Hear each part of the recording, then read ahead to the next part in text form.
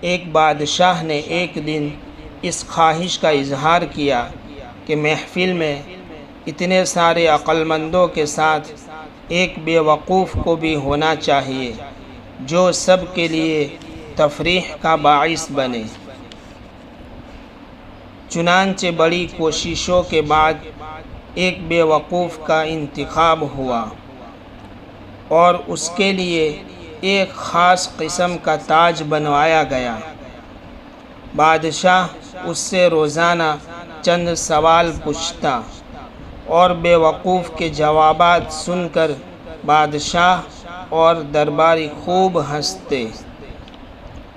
وقت گزرتا گیا اور ایک دن بادشاہ سخت بیمار ہو گیا، یہاں تک کہ طبیبوں نے جواب دے دیا۔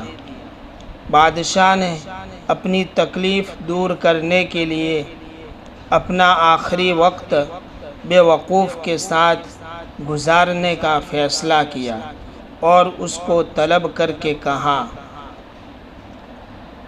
کہ آج تم سوال کرو، میں جواب دیتا ہوں۔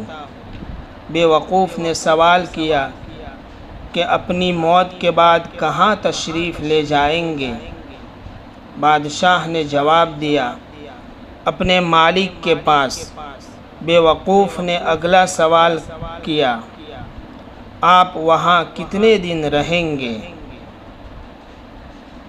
بادشاہ نے جواب دیا، ہمیشہ ہمیشہ کے لیے۔ بے وقوف نے پوچھا، پھر تو آپ نے وہاں اپنے آرام و قیام کا انتظام کیا ہوگا۔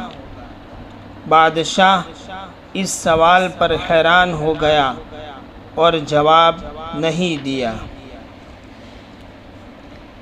بے وقوف نے اپنے سر سے بے وقوفی کا تاج اتار کر بادشاہ کے سر پر رکھتے ہوئے کہا، گستاخی معاف، میرے سے زیادہ آپ اس تاج کے حقدار ہیں۔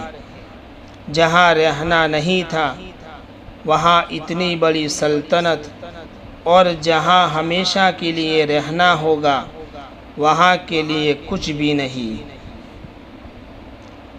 جتنا بھی مشکل وقت آئے دو کام کبھی نہ کرنا، ایک اللہ تعالیٰ کی ناشکری نہ کرنا اور دوسرا اللہ تعالیٰ کے سوا کسی سے نہ مانگنا۔ اپنے اپنے دائرے میں دیکھ لو، حسب طاقت ہر کوئی فرعون ہے۔ انسان سخت مزاج کب بنتا ہے؟ جب بہت سارے لوگ اس کی نرمی کا غلط فائدہ اٹھا چکے ہوتے ہیں۔ لوگوں کو بے وقوف بنانا بہت آسان ہے، لیکن قائل کرنا کہ انہیں بے وقوف بنایا جا رہا ہے بہت مشکل ہے۔ ان لوگوں پر زیادہ توجہ دیا کرو جو تمہاری جیت پر تالیاں نہیں بجاتے۔